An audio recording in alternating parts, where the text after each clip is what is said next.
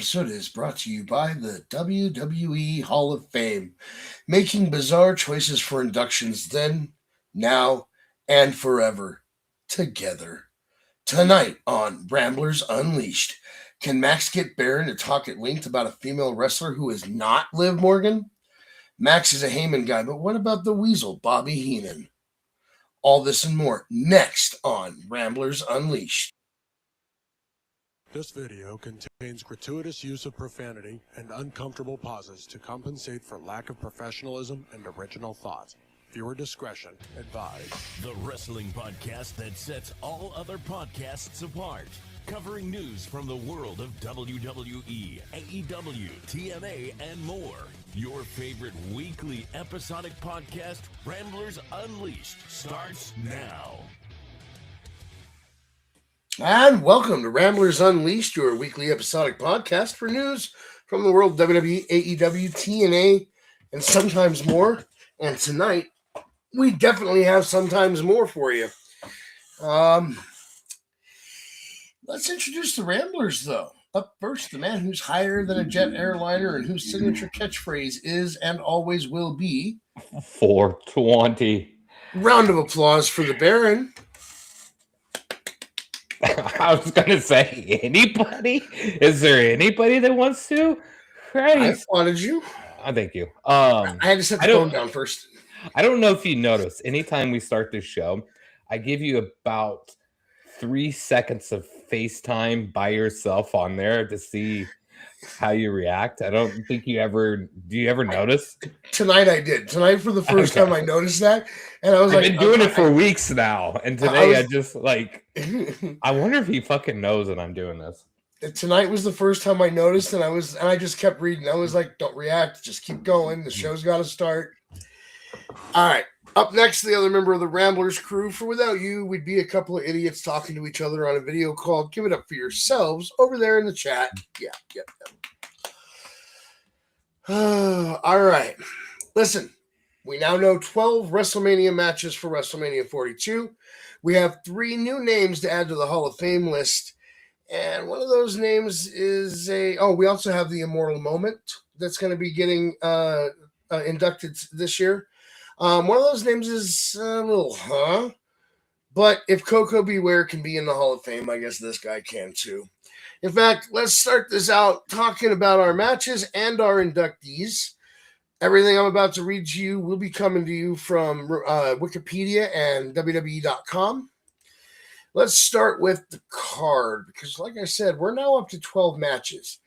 And if you know Baron and I at all, you know that we're probably a little disappointed about some of the stuff that's on here. But overall, I think we got a solid card. We got CM Punk versus Roman Reigns, and this has been building for a while. I have a feeling of where this is leading, but I want to let Baron talk about this match before I present my theory. I think it's going to be a banger, right? I think these two on the mic and what they've been doing week to week, they're showing up and beating the hell out of each other. I mean, to me, this match is a absolute toss-up, right? I mean, clear this has to be a night 2 match. Just with Roman being in it, but I'm looking forward to it. I feel like there's something we're missing, right? Steph comes out. Wait, no, that was Cody. I apologize. But I feel like there's still something we're missing with Roman, right? And then the Usos got involved a little bit. I feel like somebody else is getting involved in this story. But I just can't figure that out yet. There's just somebody in my mind that is definitely coming in here. Did he just win a new title? Maybe. Because let me tell you what I see happening. I see CM Punk retaining the belt. Normally, I agree with Baron. Don't bet against the OTC. But I think Punk is retaining. And let me tell you what's going to happen after he retains. I think we're going to see the return of the OG bloodline, and they're going to plague him for the next few months because of the fact that he retained. But there's a twist. I don't think Roman's in charge of the OG bloodline this time. If you were paying attention last week at the end of Raw, The Usos got out of the ring after they assaulted Punk and after Roman laid him out. They get out of the ring. Roman's still standing in the ring, and Jay says, "You know what to do. Go do it." And Roman listened, and he went and did it. So, Baron, your worst nightmare is coming true. I think Jey Uso will be the new tribal chief. I'm seeing something. Yeah, I think you. Yeah, because there's a little rift with Jay and Jimmy, right? Even a little bit when they're in the ring together with CM Punk. Because Jimmy's trying to keep things level-headed, and Jay just wants to go all. Mm-hmm. You said something bad about my daddy. Let's go. Or and my uncle. If it stops him from eating, I'm down. Do it, please. Yeah. But yeah, that's what I'm seeing coming. I'm not guaranteeing that's what's happening, but I feel like that's the groundwork that we're laying. And if we bring back the OG bloodline, even with Jay in charge, I feel like we're going to have our other member. Not necessarily Solo. I don't know what's going on with him. But the way things went with the MFTs, not this past Friday, but the week before, Solo's a possibility. But I'm thinking that we're about to get Sammy back as well. I think if you've been paying attention to Sammy's attitude over the last few months, I think Sammy's about to turn, and that would line up perfectly with the OG bloodline returning. Yeah. I think that's great storytelling. But we know, that's probably not happening. Look, maybe I'm fantasy booking. Maybe I'm making the stories up in my head as I go along. I do that. It's kind of one of those things when you use the book, you kind of put together a story, and sometimes it's better than what the WWE puts together, and it's always better than what the other guys put together. But that's beside the point. Booger Sugar. Up next, we got Stephanie Vaquer versus Liv Morgan. We all know that this is going to be Baron's favorite match of the night. No matter what happens, he will be upset if Liv doesn't win, but this will be his favorite match of the night. Yeah. Another good match that I don't think either one of us knows what's happening, right? Well, I think Roxanne and Raquel play part of this match. Fuck over Liv. Stephanie retains. I think I'm not 100% about Raquel. Now, if Raquel plays a part, I think she fucks over Liv. I'm with you on that. But I'm not 100% certain that she is going to play a part in this match. Roxanne making her return last night on Raw, I am 100% certain that Roxanne, at the very least, will be involved in this match in some way. Yeah. You don't have her make her surprise return 2 weeks before Mania and then not have her involved in the match. I'm sorry. It doesn't make sense. Up next, we have... Okay. Cody versus Randy Orton is something that's been building for a very long time, and I mean a couple of years now. This is something that the WWE went a roundabout way to put together, and there's been a lot of complaints. But I want to talk about a specific aspect of this. There's been a lot of speculation about who is Randy Orton on the phone with, because we keep seeing him talk on the phone to somebody. He was supposed to do an interview last week with Michael Cole, and he was on the phone. He told Cole, "You just have to wait a minute." We watched him finish his conversation.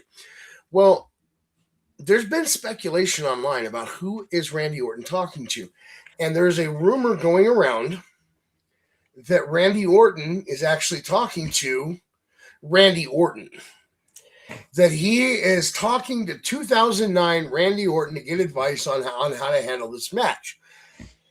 Now, I would have dismissed this out of hand, but we saw the John Cena Bray Wyatt match that was very Hollywood cinematic. You know, it wouldn't be the first time that WWE has done something bizarre for a match, and I'm not talking about Goldust versus Piper on the Hollywood backlot. This is very much up the alley of something that WWE might consider doing, having Randy Orton talking to himself in 2009 and doing special effects to pull it off. Baron? Yeah. You smoking that good shit tonight, aren't you? Hey, did you mention Piper and Dust? I did. I mean, that was a great WrestleMania match. Can't disregard that. No, I referred to it as bizarre because it was. If you think about it, that doesn't make it less of a match. It doesn't mean it's not a good match. It was bizarre. And Now- I'm not talking about Goldust's side of it. Yeah. Piper was a bizarre dude. Yeah. Well, yeah. Was that the first backstage brawl? Not backstage brawl, but like street fight match in Mania? That's the only one I can remember. I think it might have been. I'm not positive, but it might have been. Yeah. Well, we should Google that. I'm very interested because, man, I remember that match very, very well. I mean, and what Mania was that even? Holy shit. That wasn't 7. No, No, I think that was WrestleMania Goes Hollywood. The first official street fight. WrestleMania 19 on March 30th, Hogan versus McMahon. This says, but I feel like the backlot brawl was before that. Are they not classifying it as a street fight? I don't think they're classifying it as a street fight. Okay, that might be why. Yeah. But regardless, that was like one of the first ones I've ever remember, and I remember Piper slamming Dust on the car, and it was a big ordeal back in the day. Yeah, and that was WrestleMania 12. The backlot brawl. That was 1996 was when that one took place. That was 1 year before WrestleMania the 13th. Oh yeah. Man, god damn, that was a long time ago. Yeah. Holy crap. That was 30 years ago. Holy shit. Oh, hang on. WrestleMania 12. That was actually 30 years ago today. March 31st, 1996. 30 years ago today. I guess I remember that pay-per-view so well because of Shawn and Brett and the Iron Man match, right? Like that was Shawn coming down from the zip line. I mean, like that was a big fucking pay-per-view, a big Mania. Yeah, let's see. A really good one. The free-for-all, because back then it was a free-for-all, not a pre-show or whatever else they call that. There was another name for it in more recent years. But the free-for-all matches were the Body Donnas, Skip and Zip with Sonny, defeated the Godwins, Henry O. Godwin and Phineas, with Hillbilly Jim by pinfall, and the Huckster versus Nacho Man, which ended in a no contest because it was a singles match with Billionaire Ted as the special guest referee, because this was during the we're going to make fun of WCW era. Mm-hmm. And outside of those two matches, which were pre-show matches, they only had 6 matches on the card. One of them was an hour long, though, so that was a great match, by the way. It was. I don't think it gets enough respect within wrestling. No, I don't think it does. It's just crazy looking at the card then versus now. We got 2 nights, probably getting 6 matches a night. What I'm guessing. That's how we normally what do I'm figuring. But here's the thing: I'm not sure we're done getting matches because Logan Paul and Austin Theory just won the men's tag titles on Raw. I expect that we're probably going to have a tag title match for Raw on the card. I think that we're also going to see Damian Priest and R-Truth defend their tag titles on Mania. So I think we're going to end up with 7-7 this year, which isn't too bad if you limit how long certain matches are. And I think Truth deserves a real, true WrestleMania moment. And so I think that I want that match. I really do. And besides, something on this has to end up on the pre-show, right? So you may as well add in the tag titles. Yeah. And we were just talking about this. You know what? I'll come back to that statement about the women's tag titles in a minute. The next match we have on the card is, I love Rhea Ripley. Do not think I don't. I don't think I'm going to enjoy this match. I honestly think this is going to be the worst match on the card, and that's Jade Cargill versus Rhea Ripley. It's not because of Rhea. No, definitely not. Hey, give me some Motionless in White, play her entrance, and I'm happy. That's all it needs for this match, but I totally agree. Definitely going to be, one of those early matches probably falls on number 2 or 3 slot that, you're doing something around the house. I would say either open night 1 with it or make it the second match on night 1. That's how I would book this match. Yeah. That's if it was me. Up next, we have the title of our show next. We have The Ruler versus The Beast. And listen, I have my reservations about this. And just in case nobody has seen it, right? We'll go ahead and throw it up there. The Ruler and the Beast. Sean, good to see you.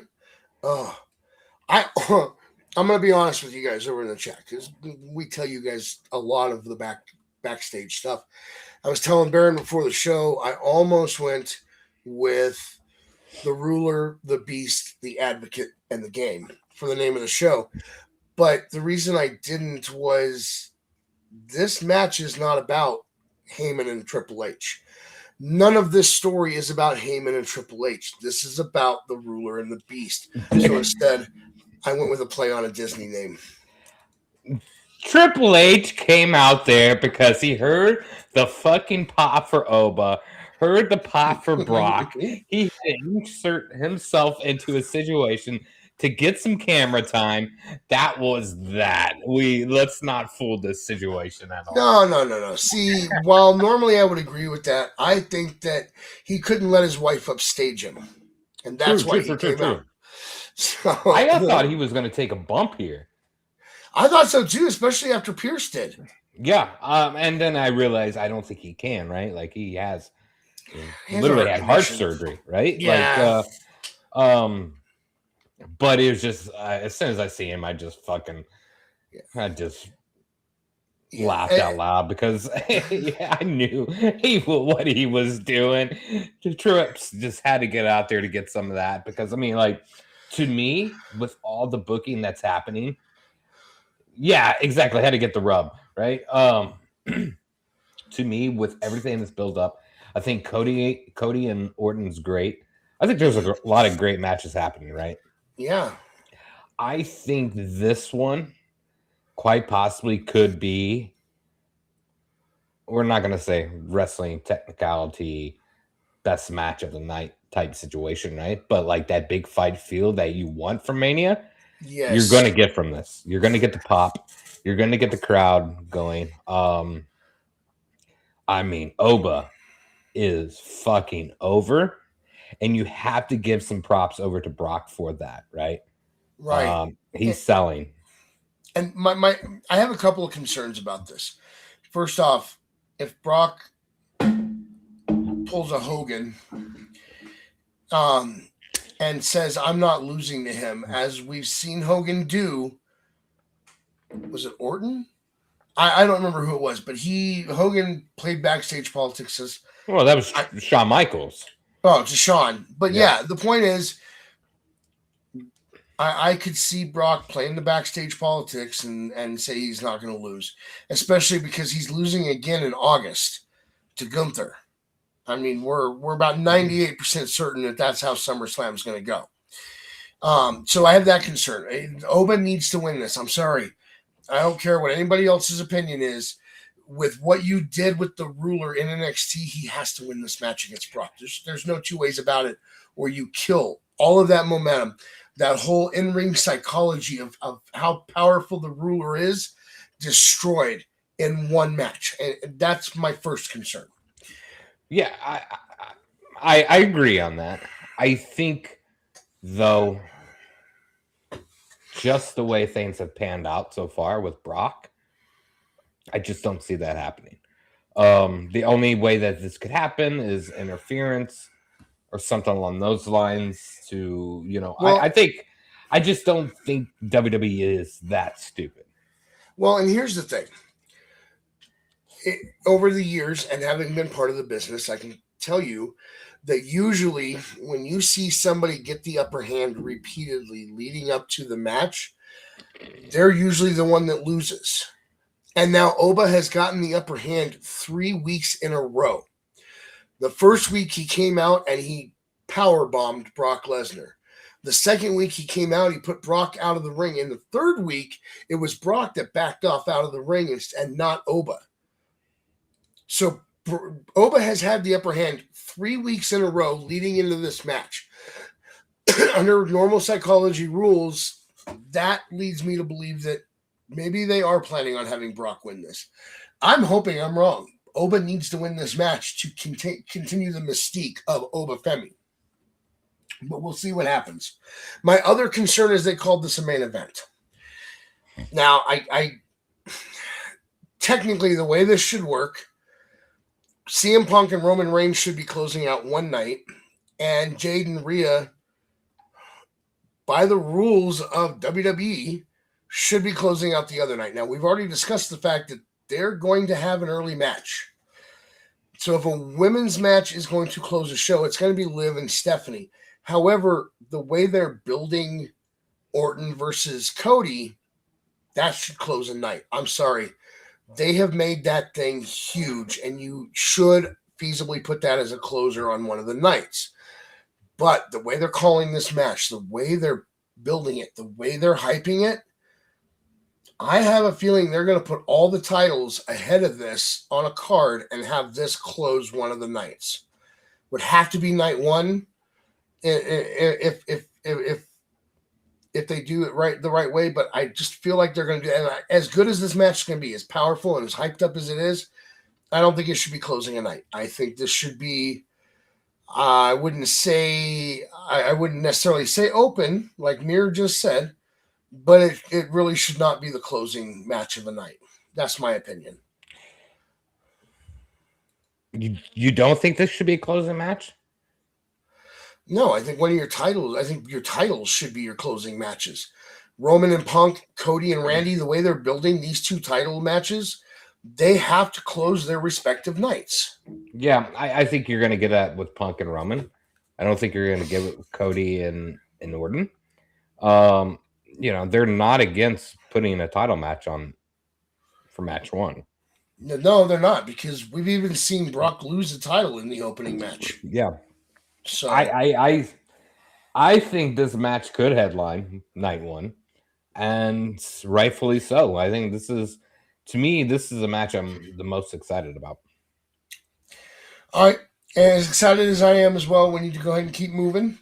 Our next match is for the Women's Intercontinental Championship, and it is AJ Lee versus Becky Lynch. And we talked 2 weeks ago about how excited I am with the work Becky's doing. I love AJ Lee. She's one of my favorites. I think this is going to be a damn good match. That's my opinion, because you have two of the best to ever step in that ring going at it at WrestleMania. This is not a main event level match by any stretch of the imagination, but I think it's going to be damn good, and I think they're going to surprise some people. Yeah, I think it's going to be good. It's not a match that I'm like super invested in. I think, I think again, Becky is going to win this match, but obviously we'll make our predictions much closer to Mania. So these are not our exact prediction, folks. Let's remember that. But yeah, I think it'll be a good match. We've seen it already a couple times. I enjoy AJ Lee. She's good. Becky's carried her throughout most of this. Yeah. Up next, I think this has the makings of a good match, but I think it's missing some stuff. And I'll talk about that in a second. Up next, we have the United States title on the line. Sami Zayn defends against, rematch. Oh, no, that's not what this is. He defends against Trick Williams. Now, here's what I think is missing. I really feel like Carmelo should have been getting his WrestleMania moment. I'm happy that Sammy's got a belt, but I think Carmelo should have been in the WrestleMania match. He's the one that dropped it to Sammy. He should get his rematch at WrestleMania. That's my opinion. I'm okay with Trick being in it, but if you're going to do that, why don't we put all 4 of them in? I know what you're thinking, but Max, you only mentioned 3 names. And yes, I know how to count. I'm thinking of Ilya Dragunov as well being in this match. I think the 4 of them could tear the house down for that United States title at WrestleMania. And I think that could end up being one of the best matches on the card if you play it right. Yeah, I agree. I'm not going to argue that. However, I do believe, we have a ladder match as well. So a lot of people's names are going to be involved in that. We'll get to the ladder match in just a moment. Up next, we have what I think will be the bloodiest match of the night, and that is Jacob Fatu versus Drew McIntyre. This is unsanctioned, and that means that these two can pretty much do whatever they want to each other.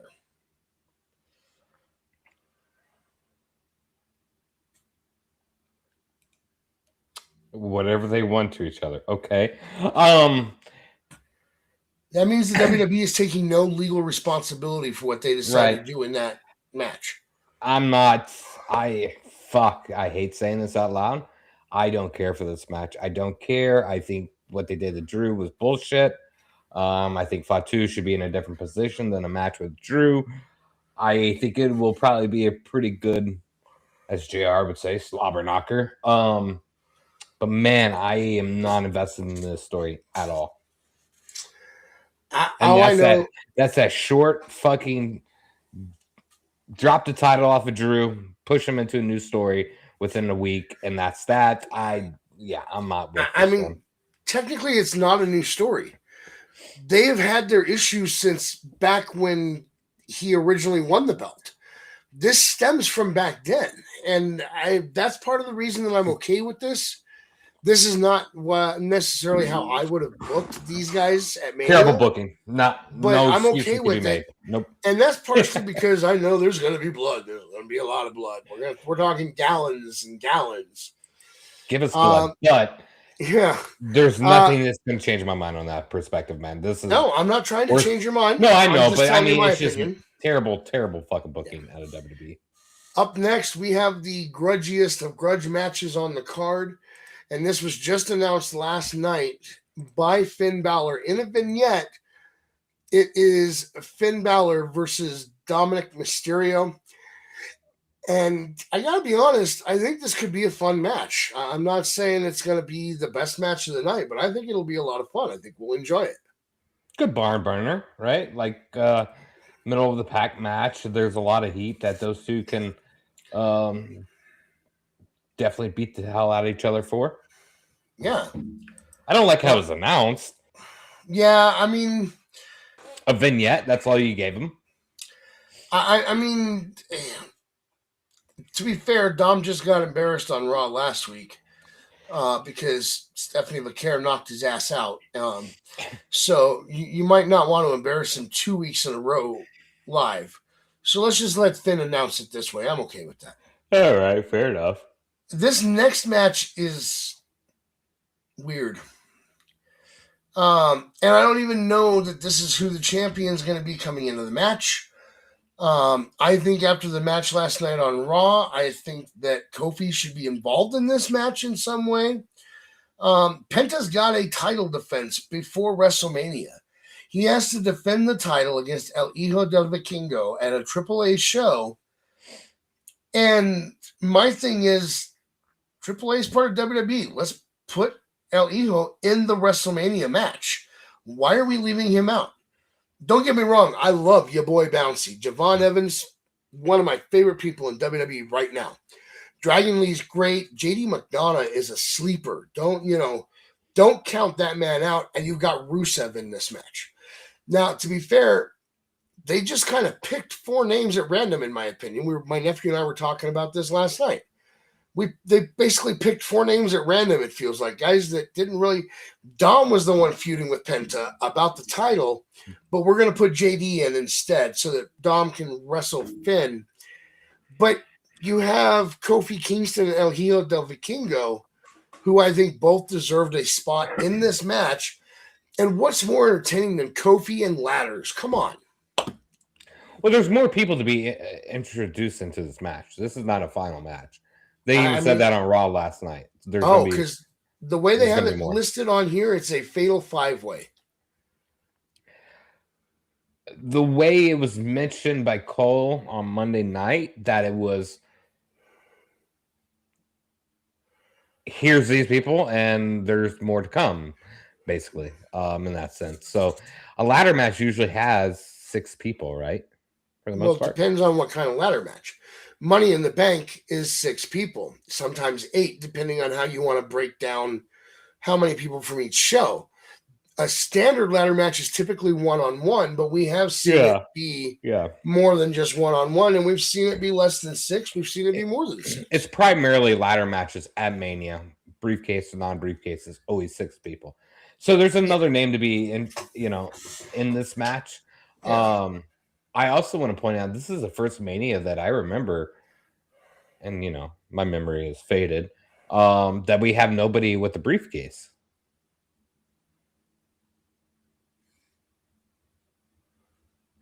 Yeah, because they both cashed in already. A long time ago, actually, right? Yeah.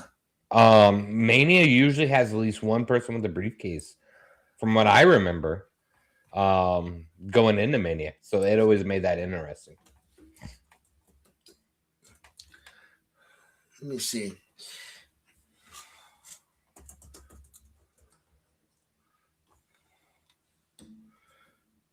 Did we even have one last year?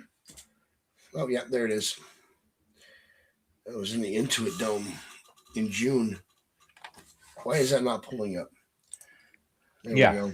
It's just interesting. I just thought about it. I could be wrong. We couldn't maybe not had anybody last year or the year before.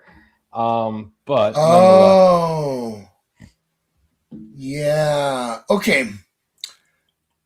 So Naomi won the women's champion, won the women's ladder match, and then went on to win this women's championship, and then she ended up out pregnant. And Seth won his title, and then that was a whole convoluted storyline where it bounced around for a little bit. Braun tried to get his hands on it because they had to strip Seth of it because of injury. Yeah, I remember that now. Up next, and this is something I want to take a little minor issue with. Up next is a fatal 4-way tag team match for the WWE Women's Tag Team Championship. I'm not big on the irresistible forces. Real quick, though, I think it's great that they got matching tights, but yellow flannel is probably not the best choice. Just my opinion. Irresistible Forces versus Charlotte Flair and Alexa Bliss versus Bayley and Lyra versus the Bella Twins. Here's my thing about this. I'm okay with the 4 teams that are involved in this, being involved in this. But here's the thing. You combined the tag titles from all 3 shows into one. And we almost never see any NXT involvement in the women's tag title picture. The idea being that you were going to have them involved in the tag team picture. So here's what I think. I think you either need to reinstate the NXT women's tag titles and just admit that you're separating them from everybody else, or you need to start having them have a bigger influence in the tag team title picture. Yeah. That's my opinion. I'm not going to argue. I agree. And also, I'm okay with these 4 going at it, but honestly, I don't think Nia Jax and Lash Legend are. I don't agree with the creative team thinking that they're title ready. That's just my opinion. Placeholders for Bayley and Lyra to take off, because I think they're about the only story going into this that's been progressing on the shows for weeks now, right? Right. And they finally had the match, and then Alexa and Charlotte come out of nowhere, and the Bellas, right? Yeah. Yeah, Mir. I agree with Mir too. They do have the TNA. I think the tag team division is just it's really hard to. Yeah. All right. There is one more match on the card, but we're going to go into it a little more in depth later. I'm just going to tell you what it is, and we're going to go ahead and move on to the Hall of Fame. The most recent match added to the card was added late in the night last night. If you were watching Raw, Pierce told Heyman you should have checked your email. Seth Rollins is medically cleared, and he will be taking on Gunther of all people. But we're going to go a little more in depth on this later. I'm going to do it from the desk of Max Magius. I'm going to toss it over to Baron and let him give his thoughts on this match. And our opinion may surprise you. But let's go ahead and move on to the Hall of Fame for now, and we'll get more into this later. As you may have been noticing over the last, starting at WrestlePalooza and then more recently from there, the announcements have been coming out who's going to be inducted into the Hall of Fame. The first one announced was Stephanie McMahon. Not really a surprise. I'm a little disappointed because I kind of wanted Bray to be the headliner this year, and we're clearly not getting Bray at all. Cena's retirement being last year, I thought we'd get Cena as a headliner, but obviously it's Stephanie McMahon. AJ Styles was then announced, followed by the tag team of Demolition. And then this is where things took a strange turn, in my opinion. And I'm going to talk more about this. I have an article up next. Dennis Rodman will be getting inducted into the Hall of Fame this year. For those of you wondering why, well, I have two answers to that. One, he was a big part of the NWO back in the day, but I'm also wondering why. Up next, we have Psycho Sid, who will be getting inducted this year. Bad News Brown was announced a couple days after Sid.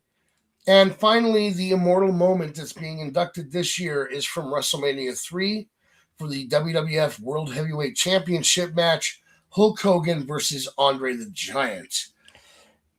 And if you're like us, you probably have thoughts. So let me let Baron give his thoughts.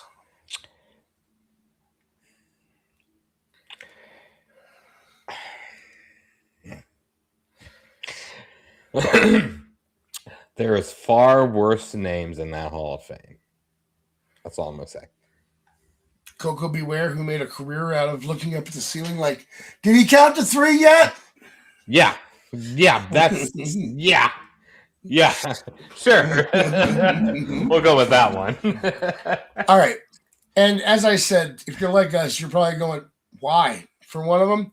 So let's go ahead and read an article about him. And this one comes to us. Real quick, though, let me give just real quick about Dennis Rodman. Totally understandable, right? We always have that celebrity wing, blah, blah, blah, right?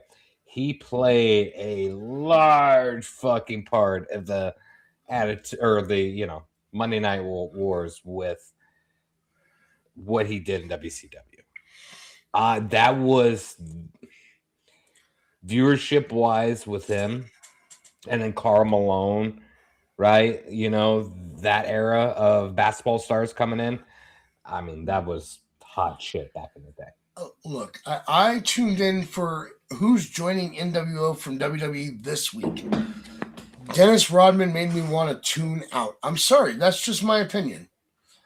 But let's talk about him for a minute. This article actually went up like last week, so pardon the wording. Earlier today, it was announced by ESPN's Shams Charania that Dennis Rodman will be inducted into the WWE Hall of Fame as a member of the class of 2026. A 5-time NBA champion and key member of iconic Detroit Pistons and Chicago Bulls teams, Rodman took over sports page headlines when he aligned with the New World Order in WCW in 1997. Known as Rodzilla, he teamed up with Hulk Hogan to face Lex Luger and the Giant in a highly publicized main event of WCW Bash at the Beach. Let's talk about that name for a second. Did somebody call Vince and go, hey, give us a really shitty name for Dennis Rodman? He says, Rodzilla. And that's how we got that? Because I feel like that's how we got that. Following Chicago's win over the Utah Jazz in Game 3 of the 1998 NBA Finals, Rodman famously missed a Bulls practice to appear on WCW Monday Nitro in Detroit, where he and Hogan attacked Diamond Dallas Page. Rodman once again tagged with Hogan to face on-court rival Karl Malone and DDP at WCW Bash at the Beach 1998. Why do I feel like the only WCW pay-per-views he wanted to do were Bash at the Beach? Rodman also had a memorable match against the legendary Macho Man Randy Savage at WCW Road Wild in 1999. Oh, look, he did a different one. The 2026 WWE Hall of Fame ceremony will take place Friday, April 17th in Las Vegas as part of WrestleMania 42 week. And remember, everybody, we're not there yet, Mir. Be patient. Reminder to everybody, the Hall of Fame ceremony will take place sometime after SmackDown because they want us to stay up extra late on Friday night for whatever reason. So much wrestling going on that weekend. Good Lord. Good Lord. And if you're new here, this is how it is. This is how WWE does stuff. This is, as your Ramblers, we will probably be at our TVs for every minute of action Friday through Sunday so that we can come back and report on it to you guys later. And yes, before we move on, one of the biggest things to come out of Raw last night concerning WrestleMania 42 is that John Cena is going to be the host of WrestleMania 42, which is a little bit of a surprise because I really thought we were building up to Danhausen being the host of WrestleMania 42. Not that I'm complaining. I'm good with Cena being the host. I'm just saying I really thought the way they were doing things, we were going to see Danhausen as our host those nights. I would have loved that. We got to sell tickets, though. Who else is to bring in that maybe help boost a little ticket sale? John Cena. Zombie Hogan?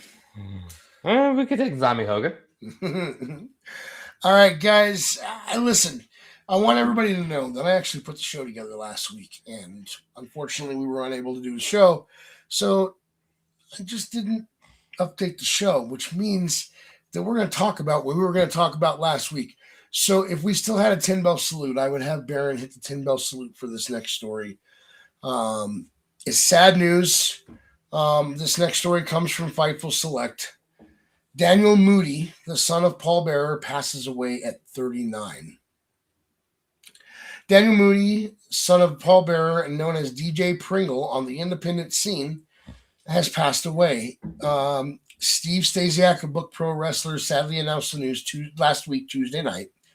Daniel Moody, known to many in wrestling as DJ Pringle, has passed away. Daniel was the son of Paul Bearer, a man whose voice, presence, and character became part of wrestling history forever. And like so many second-generation names, Daniel carried that connection with him while also being his own person in the wrestling world. For those who met him, worked with him, or simply followed along over the years, this one hits on a different level. There's history there, there's family there, and there's a bond of business that never really leaves. Moments like this remind you how small the wrestling world really is and how deep these roots go. We send our thoughts, prayers, and respect to Daniel's friends, family, and everyone connected to him, especially those who knew him beyond the name and the legacy. Rest in peace, Daniel. Daniel and his brother accepted Paul Bearer's induction to the WWE Hall of Fame in 2014. Bearer passed away in 2009, and Daniel's brother, Michael, passed away in 2014. So, as I found out while looking things up about this story, Daniel was the last surviving child of Paul Bearer. So that's a sad thought. It really is, and unfortunate to hear. So, yeah, absolutely. Thoughts out there. Yeah. Let's talk about a unique injury. This story also comes from Fightful, and it's about LA Knight. It's something I've never heard of before this. So real quick, before I read this story, I'm going to pull up something that talks about this just in case they don't talk about it in the article, because before I don't usually pre-read these articles before I read them on air. Sorry, it's not my style. LA Knight says he's on the back end of elbow bursitis. I've never heard of it. LA Knight is dealing with a minor injury. Fans noticed that Knight's elbow looked a little inflamed on last week's Monday Raw. Knight took to social media to confirm he's been dealing with elbow bursitis. Being on the back end of a bursa flare-up won't keep me from the road to WrestleMania, he wrote. LA Knight hasn't wrestled since competing inside the Elimination Chamber at WWE Elimination Chamber on February 28th. He has remained on WWE television, attacking the Vision and aligning with the Usos. Knight is not currently scheduled to compete at WrestleMania 42. For those that do not know, olecranon bursitis, or elbow bursitis, is the inflammation of a small fluid-filled sac at the bony tip of the elbow, causing swelling, pain, and limited movement. Often called student's elbow, it is commonly caused by direct trauma, prolonged pressure, or infection. Treatment typically involves rest, ice, and medications, with most cases resolving in 3 to 6 weeks. I have been around the wrestling world for 96, so about 30 years. 97? Doesn't matter. Let's say almost 30 years. I have never heard of this injury in all that time. Mir definitely pointed it out, and I thought the same thing. And I know a few people have had something similar to this. Skateboarders primarily. Regardless, what do we got for LA Knight for Mania? Nothing right now. I know that's the fucked up thing. Dude's been awful sloppy lately. I'm not sure what's going on, and maybe that injury's not. He almost fell off the fucking apron Monday night. So I don't know what's going on with him. That's somebody that I think we should have done something with a long time ago that we're not ever going to get again. Yeah. All right, let's move on. And I'm not really sure I understand why on this next story. But for Baron's buzzkill, from What Culture, Ronda Rousey calls AEW debut a fuck you to WWE/TKO. Ronda Rousey calls her AEW Revolution appearance a little fuck you to the TKO group. Having made a surprise appearance at AEW Revolution earlier this month, Ronda Rousey has called that appearance, we've said that 3 times now, thank you, headline, subheadline, and opening sentence. At Revolution, the former 3-time WWE Women's Champion, former UFC Women's Bantamweight Champion, and Olympic bronze medalist had a face-off with Toni Storm following timeless Toni Storm's win over Marina Shafir. Of course, Rousey and Shafir are longtime close friends. It was subsequently reported that Ronda appeared at Revolution because the event was local to her. She wanted to support her friend, and it was a way to drum up further hype for her upcoming MMA return against Gina Carano in May. However, it was also reported there are currently no AEW plans in place for the Rowdy one and that she's not expected back in AEW. Speaking in her latest YouTube vlog, Ronda Rousey has now given her thoughts on the AEW appearance, detailing her history with Marina Shafir from judo to MMA to pro wrestling, and adding that the Revolution surprise was a little bit of a fuck you to the TKO group. TKO is the parent company of both WWE and UFC, and this also ties into Ronda approaching Dana White about running the Rousey versus Carano fight under the UFC banner. While there were initial talks about that fight taking place in the UFC, the company ultimately passed on the fight, and it's now taking place on May 16th for Jake Paul's Most Valuable Promotions, which means that nobody's going to watch it. This will be Ronda's first fight since the 2016 loss to Amanda Nunes, and will be Gina's first since a 2009 loss to Chris Cyborg. And before I turn this over to Baron, let me explain why I don't understand this. I get that you're upset that UFC turns you down, but didn't TKO WWE slapped the title on you right away. They took pretty good care of you while you were there. So I feel like you're biting the hand that fed you, Baron. Ronda really hasn't been relevant since she got her ass beat by Holly Holm. So, it's not surprising, these comments. I mean, like, she did this in UFC consistently. I don't want to touch base on it, but just look back into, about 2013, if you want any to visualize what kind of human this person is and what she does on social media or things she says. Look up 2013 because it was ridiculous. Nonetheless, I don't want to get into that too much. It's not surprising, right? I don't think she's going to have any better outcome over there. AEW, good for her. I'm glad she was able to score a gig and do whatever she wants. But like, WWE didn't need you. I don't think you boosted ratings for anybody. I don't think you did anything concrete to help the business. And yeah, good luck over there. Get your paycheck like everybody else sitting over there, and have an unpassionate and pointless show. Yeah, honestly, it makes no sense in my opinion. Why you would go out there and bite the hand that fed you so well for so long? It's what she does. She's very off the rails, and a lot of times doesn't make any sense whatsoever. Yeah, I mean that'd be like us coming on here and talking shit about like Dizzy and Bubba. We'd be biting the hands that fed us. That would just be wrong. Wait, you don't want to do that? Maybe on a different show. All right. Kidding. We love and miss you guys. Maybe. I think our next story, while unrelated, could explain how Green Shirt Guy makes it to so many WWE live shows sitting front row center. I'm only kidding, Green Shirt Guy. We'd still like to interview you. Our next story comes from Fightful. Daycare workers stole millions for WWE tickets and trips. A story about a daycare worker embezzling money. Muriel Mizak, the director of a Brooklyn, New York daycare, took millions in tuition payments to pay for personal trips, food delivery services, and professional wrestling tickets per federal prosecutors. $350,000 of the money she stole was used to take her 3 children to WWE shows. She bought packages for her children to meet professional wrestlers at the events. Here's a write-up from the New York Times.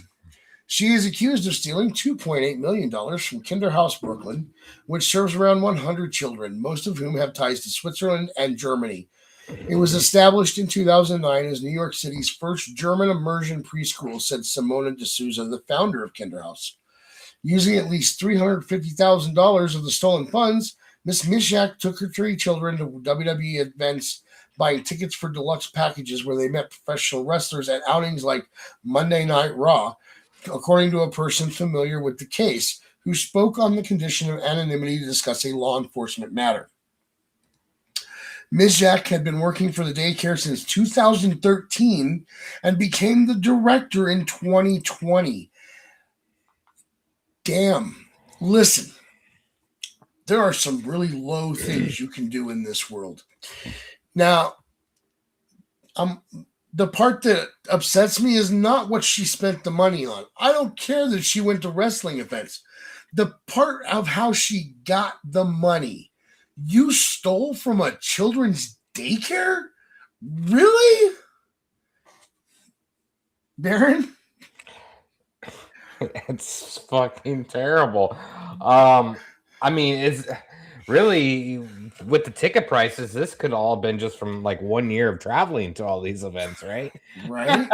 That's the fucked up thing.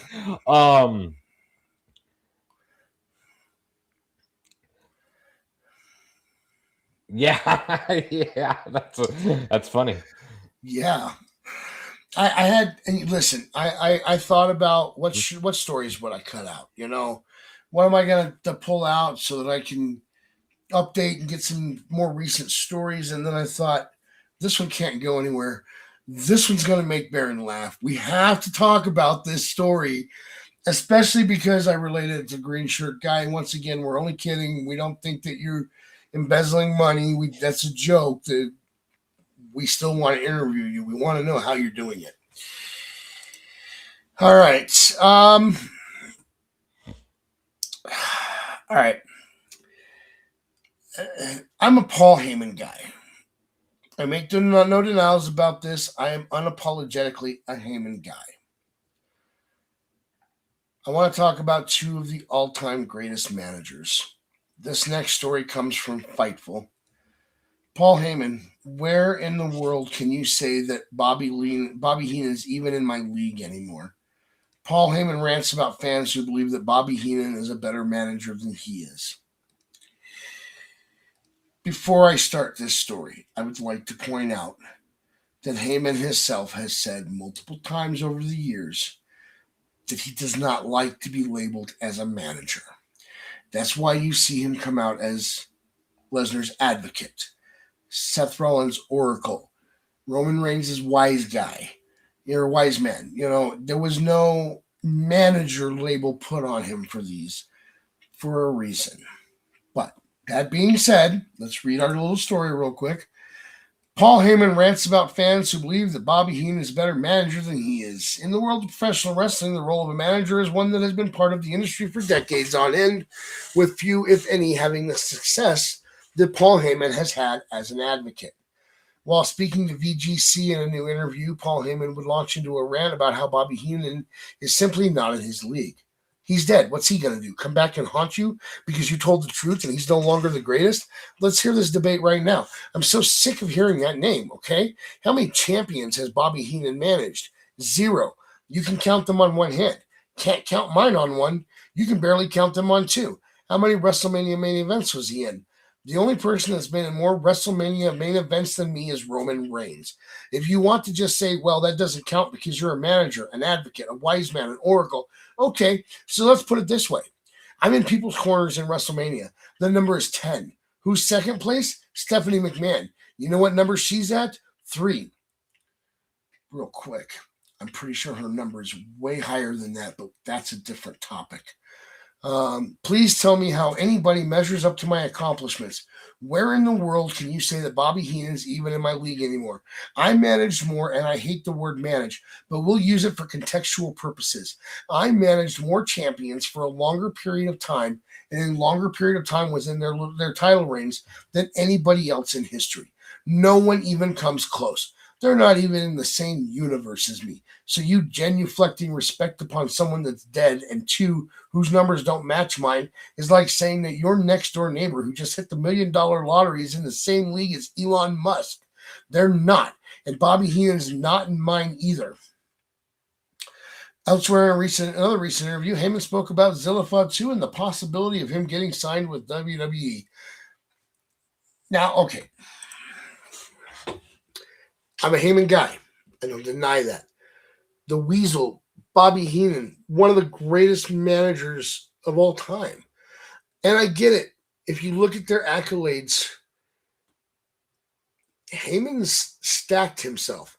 He has so many things on his list. But Heenan was still damn good. Heenan was a very entertaining manager. I'm a Paul Heyman guy. I will always side with Paul Heyman. I will always pick Paul Heyman. But this is one subject that I disagree with him on. I think that Heenan legitimately should be in the conversation about greatest managers of all time. Baron? I think he is, right? We consider him one of the greatest of all times. No, we do. But Heyman's saying that he shouldn't be in that conversation anymore. Well, he's playing his heel persona, right? Now, in comparison to Heyman and Heenan, there is a good debate that could be made on that front for Heyman. He's not missing the mark at all. He's been around for ages. He's been able to. So I'm a little impartial on that. Like I know he's playing that heel gimmick up because he's fucking good at it. Yeah, man. I mean, he's not to me. He's not missing the mark on these comments at all. Respect to Heyman or Heenan. loved watching his work. He was fantastic. But, I mean, Heyman really is that guy. And like I said, I have always and always will be. I've always been and always will be a Heyman guy. We've talked before. I think that Brett versus Owen is one of the greatest matches of all time. Because if you mute commentary, you still absolutely know the story that's going on in that ring just watching those two tell it with their bodies. Heyman is the kind of guy that you can tell what the story is that's going on by just watching his facial expressions. Heyman is one of the most brilliant wrestling minds of all time. Don't let him play with the money, but let him handle creative stuff. The man's a genius. I've always said that. All right, let's go to the desk of Max Magius. I know everyone has an opinion about the matches for Mania, and I have one about a match that was added last night. I just don't think it makes sense. This whole time, we've been building the Seth Rollins versus Braun Breaker. Braun should be clear any day now, so that's the match we should be getting. Instead, we're getting a match with no apparent reason as Gunther attacked Seth Rollins on Raw last night and set up a match for Mania. Why? Is this so you can still have Gunther work Mania even though Ray is out with an injury? That's a flimsy reason. I know I come on here and criticize TKO and Endeavor and admittedly WWE because they are involved when it comes to the prices they are charging. So far, I've either defended booking choices or kept my opinions mild. This is stupid. We are fabricating a feud between two of the top stars with only 2 weeks until Mania. Did Danhausen hit you with that curse already? Now look, I'm not saying these two won't put on one hell of a match, but as that other company has shown us, a good match is not enough. You need a good story to go with it. There isn't a compelling story here. This is a waste of two talented people for the sake of a good match. Baron? I totally agree. I was caught off guard with this. Now, it makes more sense from what I read a couple hours before the show. Braun Breaker has been cleared to wrestle. And they didn't want to jump the gun with the storytelling between Braun and Seth. So I guess that's going to be safe for a later date. So to me, this match is obviously a throwaway type of match where Braun comes in and interferes and does whatever, and then Seth and Braun happen. I think Braun and Seth was supposed to be the story. But yes, now it no longer makes sense, right? Seth has been going after Heyman. Heyman's cut promos for the last 3 weeks. So Heyman had Seth arrested.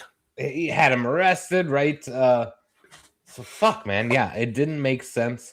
Now this will be a good match. Unless Gunther sides with Heyman for the next, for the near future. That's always a possibility, right? I don't know. Yeah, it caught me off guard. I wasn't expecting that. I really expected when the crowd kind of like made that jitter, that sound when Gunther was coming out. I was actually expecting that to be Braun. Yep. But I think he just got medically cleared today from articles I've read. So just an unfortunate fucking event. Yeah, I mean, he was suffering from a groin injury, which is a 6 to 8 week heal time. So we're at the 8 week mark. We knew that he was going to be back. I don't know why. But what do they do with Gunther if he did come back? That's the thing. I don't know. I could have seen Seth versus Braun, Logan, Austin Theory, doesn't matter, and then give us another 15-minute match with Gunther, or make it shorter. Give him someone like Akira Tozawa and have him just walk right through him so he still gets a match. Or have him go out there and do an open challenge and we get Joe Hendry again. I've been okay with that. Yeah. Or next week on Raw, Danhausen accidentally curses Gunther and Gunther beats him up at WrestleMania. I'd have been okay with that too. I think it would have been great. Fun. That would have been fun. That would have been great. You didn't have to do it this way, and we don't need long matches to fulfill our obligations. Seth versus Braun could have been a shorter match. 8 to 10 minutes would have been fine. And Gunther versus someone like Danhausen could have been a 5-minute match, and it still would have been damn good. Yeah, I got to agree. I was caught off guard with this one. Hopefully they make sense of the story after Mania. Yeah, it's just oh fuck, we don't have Gunther. Oh fuck, we don't have Seth the match. Let's book it. Yeah. All right, we have to move on to Baron's least favorite part of the night. Up next, we're going to talk a lot. We've talked a lot on the show about talent that AEW is just keeping on the bench for reasons that we can't fathom. This next story comes to us from Fightful. The Butcher confirms he's still under AEW contract, waiting on a call to return. Fans haven't seen the Butcher on AEW television since February 22nd, 2025.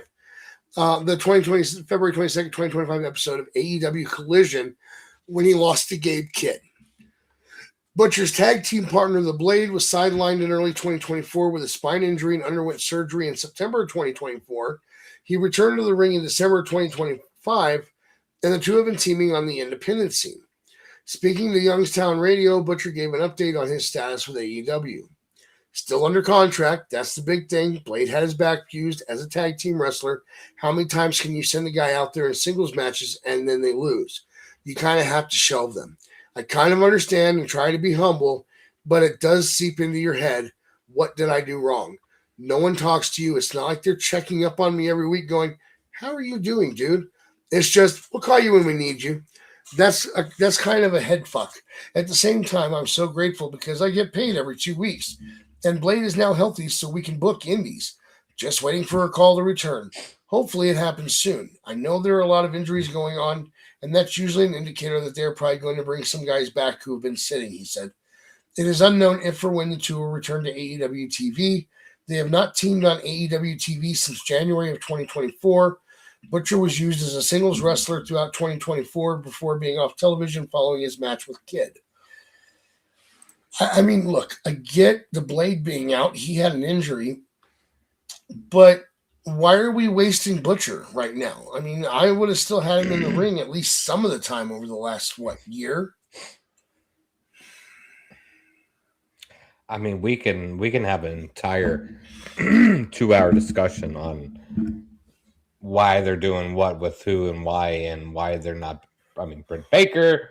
I mean, the list is ever ending, right? Right. I wish I had the answer for that. I just don't know. Yeah. Listen, you guys chose to be in AEW, and I respect that decision. I hope things work out and you guys get back on TV soon. From what I've seen of the two, they are a talented duo, and they are entertaining. So, and they had a really hot third member, the Bunny. I miss her too. So, all right. I believe we both agree that if we're going to talk AEW, we should try talking about MJF more. Well, MJF is in the news. This story comes to us from Ringside News. MJF calls out modern indie wrestlers for being lazy. A lot of these guys suck. Before I get into the article, it is really hard sometimes to tell whether he's giving a legitimate opinion or if he's staying in character and talking from the perspective of his character.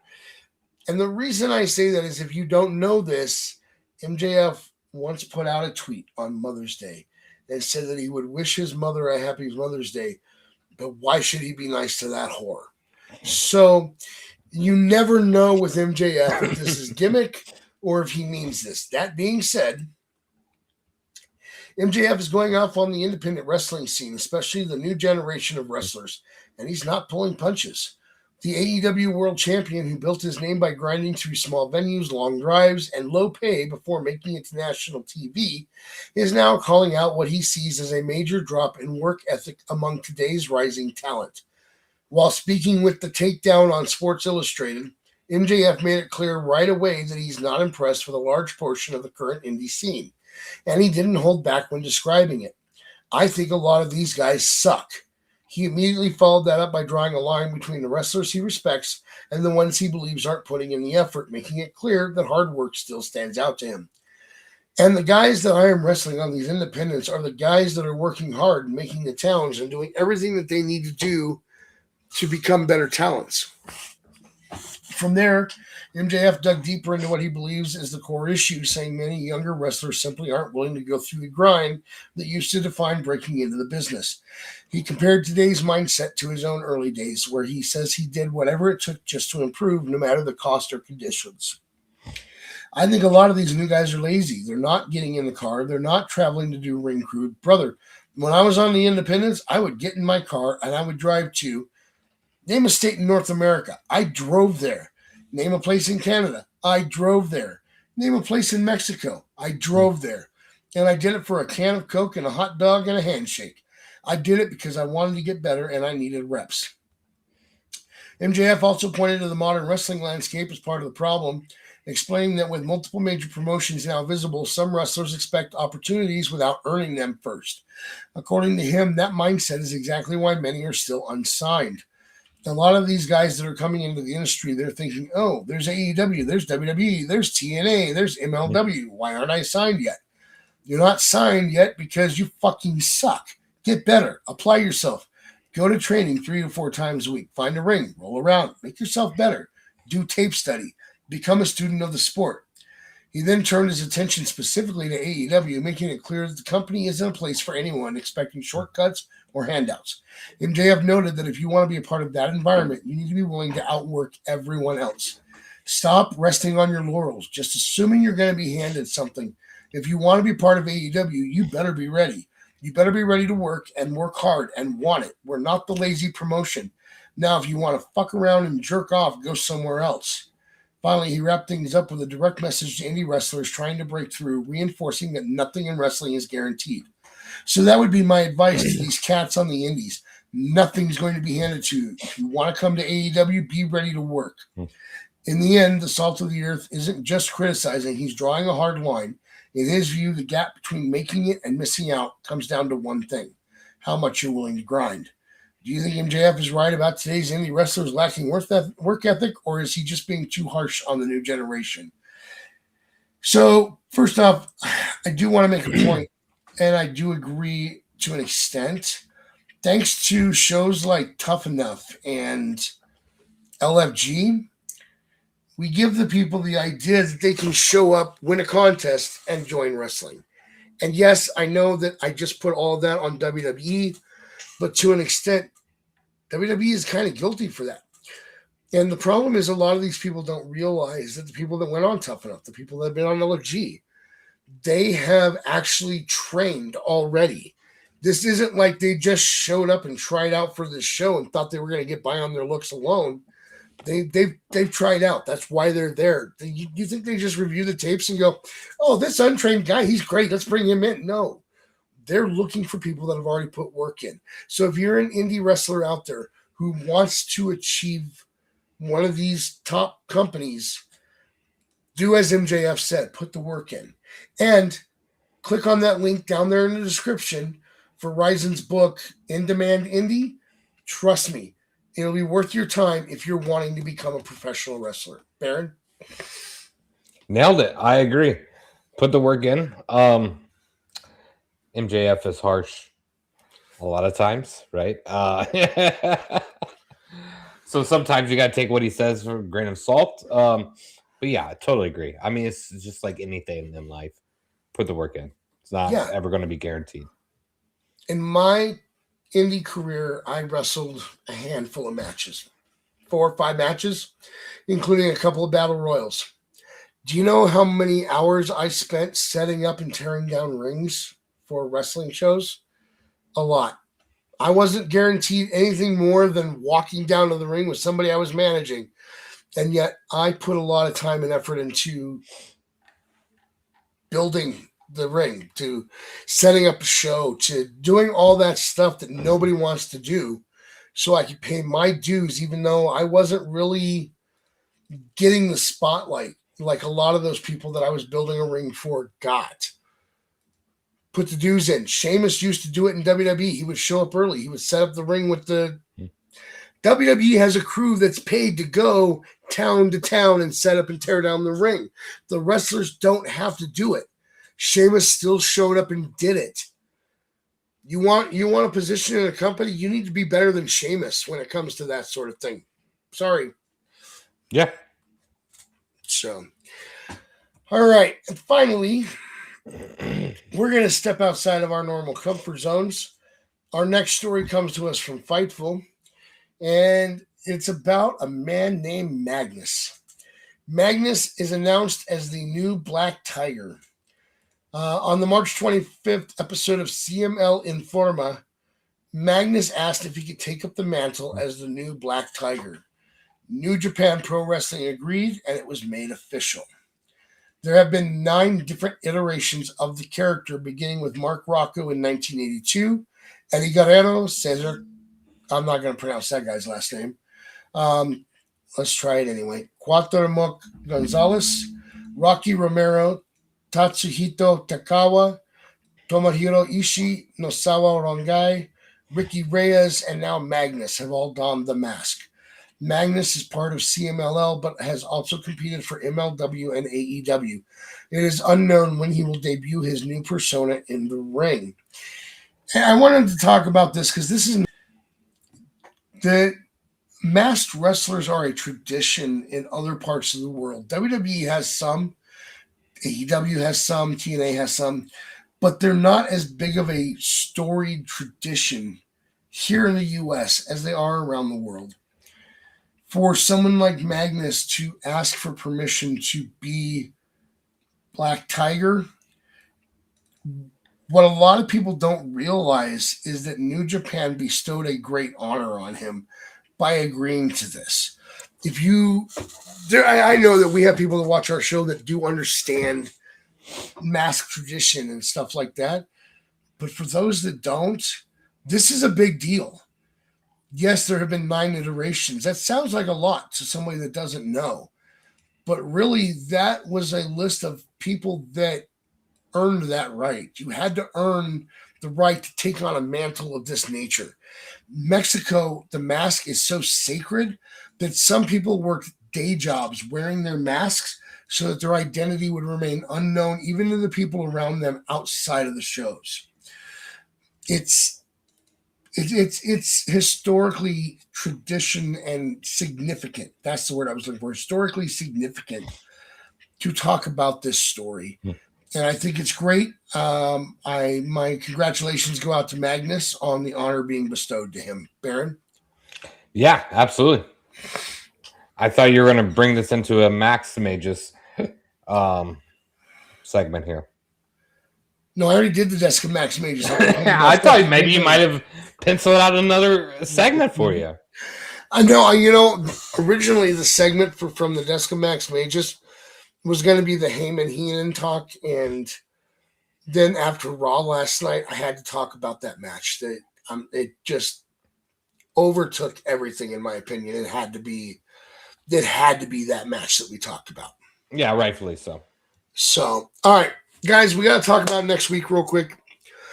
Next week is my next extended stretch of overnights, and that will keep me out of action next week.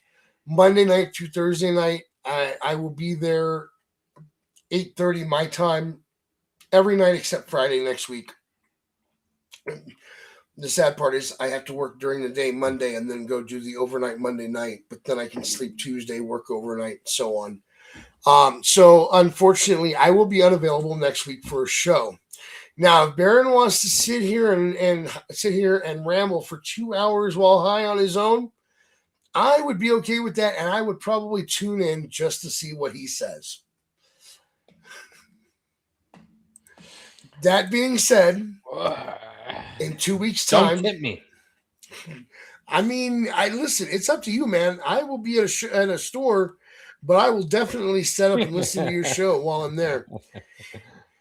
That being said, I do not have anything on the books right now for the following week. So either Tuesday or Thursday of the week leading up to Mania, we will be here doing Ramblers Unleashed and giving you our WrestleMania predictions. I'm not going to guarantee a night just yet. Most likely it will be Tuesday the 14th. But around here, nothing is guaranteed. Expect the unexpected. That doesn't start for 2 more months or so, but that's okay. But 2 weeks' time, we'll be back. Probably normal day and time. WrestleMania predictions. As of now, 12 matches to predict. And we kind of gave you a vague idea of what we're thinking. So come back. Which could all be changed by that point. There's a lot of stuff still to happen. Anything could happen between now and then.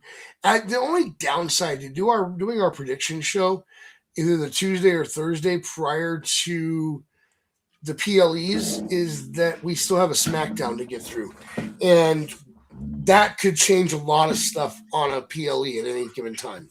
Yeah, I mean, if we want to, we could always go live for an hour before the show. 30 minutes, something along those lines. I will be at Stand and Deliver this weekend in St. Louis. I'm still debating on whether I want to go to SmackDown Friday. That's in St. Louis as well. So if we want to do something Saturday night, if you're free, we can. It'll be much later. But yeah, no, I mean, this is life. And, you know, when the Mania predictions do happen, we know who wins. That's usually the Baron. So whenever Max can find time, we're ready to go. It was not the Baron last year. In fact, as I recall, I don't remember. As I recall, the person that had the most correct picks last year at WrestleMania was Mir, and the person that had the second most correct picks for that WrestleMania was me. I don't recall that. Yeah. No. After 420 happens, we start to forget everything else the previous year. You know, the thing about this conversation, Baron, is I have receipts. Well, folks, let's go ahead and give out our socials here, Max. Let's not jump the gun here. I mean, you don't want to hear the confirmation of the numbers for last year? All right. No, all right. Not at all. All right, guys, remember 2 weeks' time, we'll do our predictions. And that's going to do it for Ramblers Unleashed tonight. Until next time, Baron, how can they find you? Find me on the Twitter or the Xbox, whichever one we want to call it. That's Scumbag Jordan with 3 M's. All right. And you can follow me at Max Magius. You can follow the podcast at The Ramblers Pod. Find us on Facebook. If you enjoyed tonight's show, hit our like button. If you aren't already subscribed, consider subscribing and hit that little bell icon to be notified when we go live. Now, go watch some wrestling in preparation for WrestleMania. Might I suggest the immortal moment from WrestleMania 3? No, we should not. WrestleMania 12. Peace. Thanks for tuning in to Ramblers Unleashed. Follow the show on social media, subscribe to our YouTube channel, and click the bell icon for notifications of upcoming episodes. WrestleMania 10, brother versus brother.